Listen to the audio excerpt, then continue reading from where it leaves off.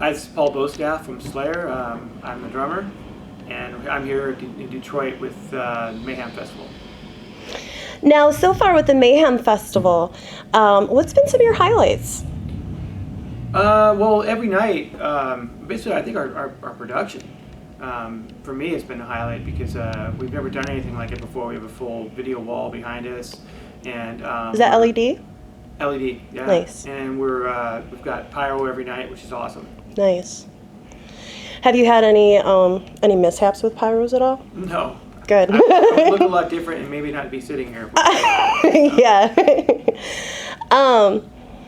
Now, for you personally, how did you first get started in music? Did you come from a musical family? How were you first exposed to it? How old were you when you first picked up an instrument? I was almost 16 when I started playing drums. I'd say my family's kind of musical. Every one of my brothers and sisters have played an instrument or tried to play an instrument throughout my life. All my brothers play. Two of my brothers are guitar players. One of them's a really good drummer. I would say, yeah, we're probably a pretty musical family. And Now, did you guys jam together growing up? No, actually, we didn't. Really? No. Was there any competition? No, there was no competition. I started playing in a band the first week I started playing drums, and so I was whenever I played, I wasn't home, And my brothers started playing guitar. Two of them started playing guitars like a little later than I started playing drums. So it kind of, they were still developing, and I was still developing, and my younger brother started playing. He joined a band, so everybody was on. We were all on our own schedule, so it was almost impossible to be together at one time. Now, did you support each other's shows and stuff like that? Yeah, absolutely. Probably helps to make a presence in the music industry doing that. Well, no, it wasn't like that. I would always go see my brothers play. And in fact, one of my brothers, I did wind up jamming in one of his bands. Nice. But that was all cover tunes, but it was a lot of fun. What was the band name? I don't remember. Okay, going back a few years. Now, the next thing I wanted to talk to you about is your writing process. For you, what comes first? Is it something you hear in your head? Is it something somebody else in the band says, hey, can you lay something down with this? And has it changed for you at all throughout the years or with different musicians? In terms of my approach to it, it depends on the band, but it usually stems from what I do. I always follow whoever the main visionary is of the song, because that's the person who had the main, idea. When I was younger, I used to, you butt heads a lot when you're younger. I think the more you mature, the more you realize that the most important thing is the song, not your ideas. So I've learned over the years that sometimes I listen to the song for what it is. If I think I can enhance it, I do. If I love it the way it is, I leave it alone. It's just, I think I've learned as I got older, is that, there's plenty of music to play, and I shouldn't be in a hurry to throw my 2 cents into everything, because sometimes it doesn't need to be there. That's a very, very, very true thought. Another thing I wanted to ask you about is technique. What is your favorite musical technique? Now, keep in mind, this does not have to be something you do personally. Maybe it is, or maybe it's something you admire in another genre that you're like, oh, I just always thought this was cool. A musical technique? Mm-hmm. That's pretty broad question there. I don't know. I would say reading music is probably something that I find. I don't read music. I can read music, but I don't read music very well. And that's something that's a challenge that I want to actually tackle. Yeah, it is easier said than done. Well, reading music is a friend of mine is a drum teacher, and it's just another language. It's all it is. It is. It's just learning to interpret another language or read the other language. Yes. Once you get used to patterns, you know what they are immediately. Yeah. I'm not there yet, but I will be. Yeah, I grew up learning saxophone, and so that was, but I've found that even though I started with saxophone, that I've been able to parlay that into other musical instruments and stuff. So it's definitely very interesting. Now Slayer has been around for, they're one of the founders in my opinion. Throughout the years, how have you seen the music industry change? Well, firstly, when I started recording and touring, there was no internet. Cell phones didn't exist. Pagers didn't exist. So pretty much the only way you got to ever get in touch with anybody was by a landline. Over the years, music videos became popular. You had MTV. MTV changed. That's true. Grunge came and went. Rap has evolved. Heavy metal it's been here the whole time.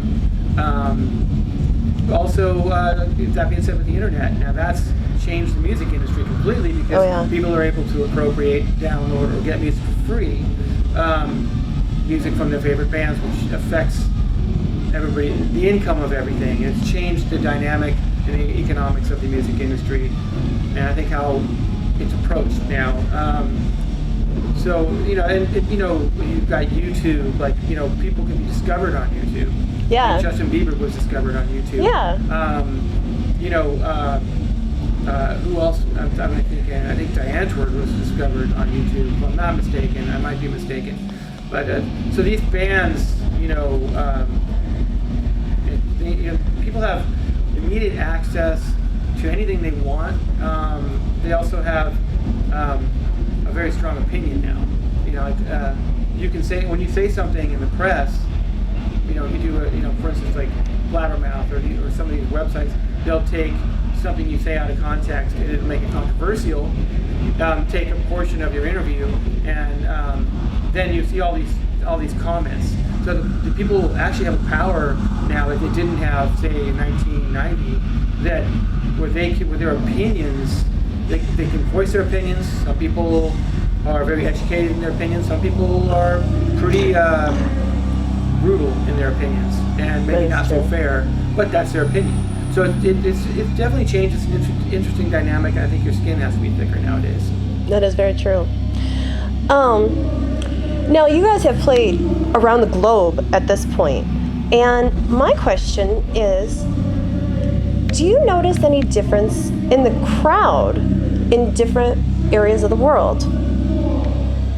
Yeah, every country has a different reaction to music, and I can only go from the Slayer experience, but other bands I've toured with as well. Every country acts differently. When I first started touring, you'd go from one country and their reaction is just so totally mental. It's awesome. They're going off, and you go to another country and you'll think you had the worst show ever. These guys, it's a packed house, but you think they hate us. It's like, the first tour I ever did, we went from one country and went to another. The other country reacted totally different. Packed house, but they were more subdued in their reaction.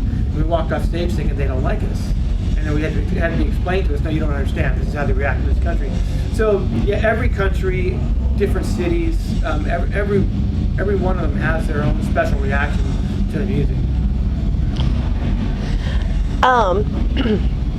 I have a few questions that I ask that are always a little off the wall, but this first one, feel free to include dead people. What is your biggest musical fantasy? Oh, my biggest musical fantasy? Well, there's a couple of them. One, I always wanted to play drums for Ozzy. Really? Oh, hell yeah. Nice. When I was a kid, I wanted to play. The first time I heard Blizzard of Oz, I was like, okay, I want to. And Tommy Aldridge is one of my favorite drummers. And over the years, I mean, man, if I could just play for Ozzy once, it would be the raddest experience ever. And the other one would be to play drums for Jeff Lynne. Yeah, I toured on Ozfest in 2002, and Ozzy is definitely a character. Well, look, it's I grew up with that music, and for sure. The lyrics of it, or at times there was, I would just listen to the music and just get into it. At times, certain times in my life, I started listening to the lyrics, going, I'm kind of going through that right now. It's pretty cool. Yeah. So it's just, bottom line, it would just been a great experience. Now, have you ever played show with Ozzy? Yeah. Yeah, I thought you did. We did Yeah. Ozfest in 2000. I did it with Slayer. Yeah. And, Black Sabbath was on that bill, which is fantastic. Oh, yeah. And then we've done over the years, here and there, just played shows. Have you ever had any of his water games done on you or anything like that? No, I stayed out of the way. Very smart thing. I hear a lot of bad stories involving Ozzy and water. I've had some myself too. Now, after Mayhem, what do you guys have coming up? After Mayhem, we have a little time off. Then we do the motorboat cruise. Oh, that's right. You guys do have that. Now, is that the one that has classes on the... What? Classes? Classes? What do you mean? I was thinking it was that one. Where they have just like different classes. I think there's like a photography or something, some kind of seminar or something. No idea. I just know there's a bunch of bands on there and we're one of them. Nice. Now, have you done any cruises before? Yeah. Nice. I covered the first Jam cruise for High Times. Do you like cruises? Yeah, the first one I did was the 70,000 Tons of Metal, and that was a really great experience. I mean, I thought I'd be, because first you think you're on a boat with a bunch of fans. So you really think, well, I'm not going to really have too much free. You're not going to have any freedom to walk around. But you know what? It was a great experience. I mean, I brought a bunch of books, a bunch of videos, because I thought I'd be sitting in my room, locked away. Oh no! But, I never so much to was do. in my room. I was out watching all these bands and the people. It was like we were all in it together, all in the experience. Everybody really was very polite and cool, and the spirit was good, and it was just good music. It was fun. I know one of the things that freaked me out was just being that far out in the ocean and not seeing any land around. But one of the things I loved was, I don't know if you ever watched the sun come up as just one big ball of fire coming up out of the ocean. I've watched it go down. Yeah, it's definitely beautiful on those cruises. That's one thing I did enjoy. Now, beyond the cruise, what else do you guys have coming up? Japan. Come back from Japan. I think we might do Hawaii. Not sure yet. Nice. And then Europe for 7 weeks. I think at the end of the year. Nice. And the album dropped September 11th. Now, was that planned in conjunction with the 9/11? No, as far as I know, it was just when the release date was set. Nice. Now, what are 3 things that you must have with you when you are on the road? My passport, my wallet, and my cell phone. All very good ones. For you so far, what has been your most influential moment? My most influential moment was when we were on Ozfest in 2000. Before the end of that tour, it's funny. During that tour, I'd see, Bill Ward, the drummer of Black Sabbath, walking around backstage, and I'd always thought to myself, man, I just want to go up and talk to him, but I don't want to bug him. Right. Because I'm a fan, and I don't know how to be. I'm not a very good fan, because I'm the kind of fan that I'll stay away. I'm like, you know what? I really. I get like that too. I know what you're talking about, where it's just you don't want to intrude. Because I'll turn into super fan. I know that. So instant teenage girl. Well, so I didn't bug him, and shortly before the end of that tour, Bill walked up to my tour manager and said he really wanted to meet me, but he saw me when he see me walking. He said the same thing to my tour manager that I said about him. Nice. And so my tour manager set up a meeting with us when we were playing in Arizona. So he invited me over in his trailer, and the first 15 minutes, he was a super nice guy. We sat down, like really mellow, total gentleman, sweetheart. But we're sitting there talking, and I go, okay, I got to get this off my chest. For the first 15 minutes, I was with him for an hour. First 15 minutes of that, I fanned out on him. And I'm like, okay, I got that off my chest. He was super nice about it. And then we had this conversation. He probably gave me the highest compliments of my drumming I've ever gotten. And coming from him, because I played the Black Sabbath records in my garage, and I love the way he plays, and I walked out of there walking on air. That's probably the most influential moment of my life. Yeah, that definitely means something. Now, back in the day, a lot of the metal scene had that glam image to it, and I think throughout the years we've kind of gotten a little bit away from that, but there's still, I think, in people's minds, a glamour side to the rock industry. From your experience, what's the not so glamorous side? The not so glamorous side? Yeah. Oh, I see what you're saying. You're not talking about hairdos. You're talking about people just think it's all glamorous. Yeah, not all that glitters is gold type thing. Well, look, I mean, the not so glamorous side of it is the traveling. I mean, we're away from home a lot, more often than not. You know, we all have families, you know, friends. You know, there's things happening. Like most people, you know, they go do their job, they get to go home. We're in our job, and we're constantly in hotels. I mean, I'm in public all the time. I'm not complaining about it. This is the life I've chosen. But that's the least glamorous part about this, because you really don't have much private time to yourself. You know, yeah, I can sit back here, but it's just really where I want to be sitting. If I had like some kind of transported device, I would transport home after sound check, hang out with my fiance, go to the beach, do some stuff that everybody else gets to do, have a barbecue, whatever. And then an hour before showtime, I'd transport myself back here, play the show, and right when I got done playing, throwing drumsticks, I'd walk into a transporter on stage and I'd go home. But that's not going to happen. I know when I toured on Ozfest, it was the year that Sharon had cancer, and I know Ozzy took the helicopter in about 20 minutes before and would leave like 20 minutes after, so it just kind of reminded me of that type of situation. What about being on the road? Do you have, like, this is kind of a silly question, but do you do any kind of like hotel chains? Like, do you have a favorite chain where you're like, oh, we're going to stay here so we get points type thing? No. Or is it just random? It's random. Because it seems like with as many hotels, do you have any favorites by chance? We just try to find the best ones. Which is sometimes easier said than done. Well, that's why we have tour manager. Yeah. Now, all the places you've traveled, do you have any favorite places in general, or are there any places you have not been to that you would like to go to? I'd love to go to China. Never been there. There's a bunch of places I'd like to go. I think my favorite place so far has got to be the Netherlands. I love the Netherlands. It's very cool. I mean, I like the fact that people are riding bikes. There's lots of water. Very clean. Oh yes, lots of water. It's very cool. Now, when you say the Netherlands, for me, I thought Amsterdam was just a little touristy. For me, I like northern Amsterdam or like Der Haag area.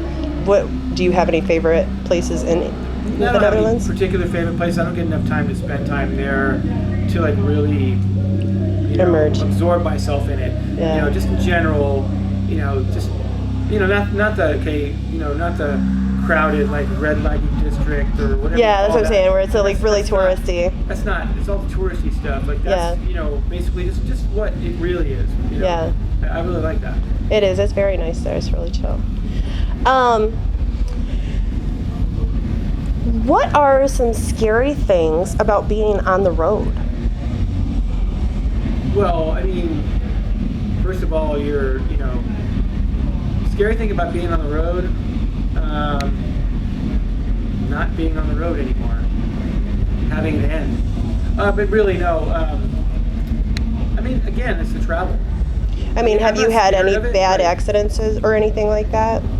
We've had some near misses. You know, I mean, it always gets the blood we're traveling flowing all the time. Yeah. We probably fly more than the average person does.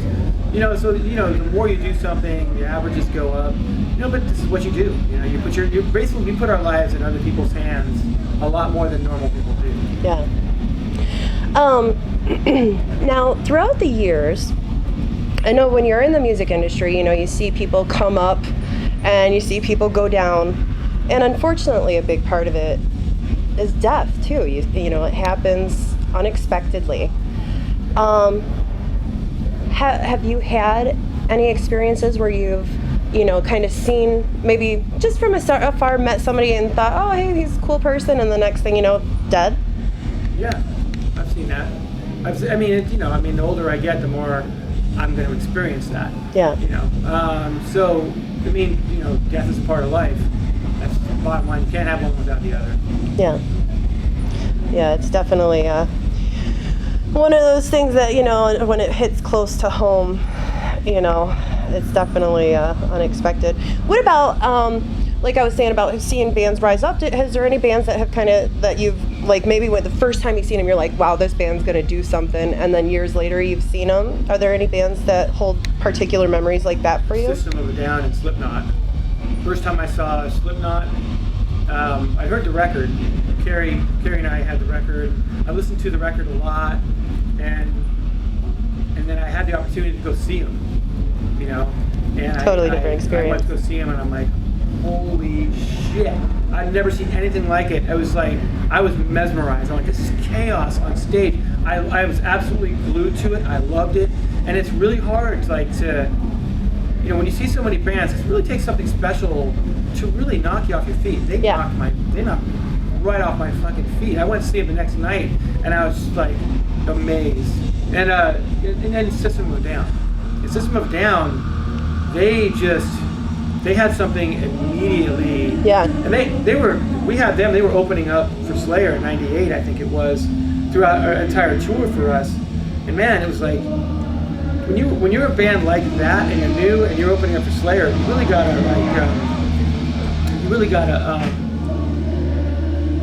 you have to hold your own in front of a Slayer crowd, you know.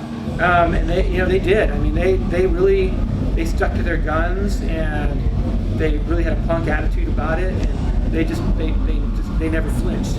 Now, ironically enough, if memory serves me correctly, your press agent now, Heidi Ellen Robinson Fitzgerald, she was actually the press agent for System of a Down back in the day, right? I believe so. Kind of a full circle type thing. Definitely cool. Are there any other bands throughout the years that you've kind of admired that you've never had a chance to play with that you would like to play with? Maybe do a tour with. Well, we played shows with Metallica. I'd love to do a tour with Metallica. That would have been super cool to be able to see them every night. You know, in the metal genre, I mean, I haven't had the opportunity to tour with like Lamb of God, although Slayer has. But you know, we've toured with a lot of acts that like I really love. You know. Nice.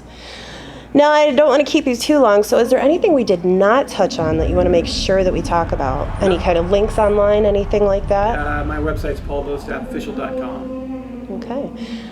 Any advice for people? For people? Yep. Could be nice in general? to each other. Nice. That's the only advice I got for you. All right. Anything else? Any closing comments, final thoughts? No, thanks. All right. Well, thank you so much for joining us, and have a beautiful rest of the tour, okay? Thank you. Thanks.